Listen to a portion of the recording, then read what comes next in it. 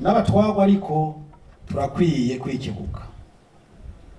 Abahora badendereza abandi bakabireka, abagize guteranya umwuga bakabita nk'akanuka, tugacagagura imigozi y'akahise kabi, tugaharanira iteka n'itekane by'abarundi barengeye kwitirirwa amoko n'amamuko, barengeye kwitirirwa imigambwe n'ibindi byose abatujyanisha bazirikisha ku katsi abacanke bariya, kuko twese dukeneye kandi dukwiye kubaho neza, kugira iteka n'ijambo mu gihugu catwibarutse dukunda kandi tuzokunda ubuzima bwacu bwose.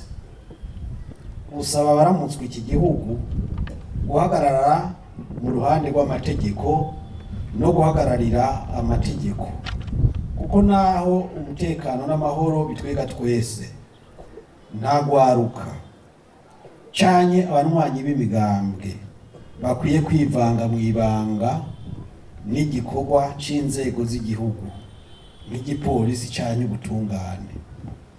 Inzego z'igihugu nizumve ko ziriho kubw'abarundi twese, dutanga amakori n'imbugu kugira ngo zitururanirize mu butandukane bwacu. Turazisabye zihagarare zigororotse ataguhengamira aha canke hariya, kuko ijambo ry'Imana rigira riti urwanko rutera amahane ariko urukundo ruhisha ubugarariji bwose. Aho ni mu Migani igice c'10 umurongo wa 12.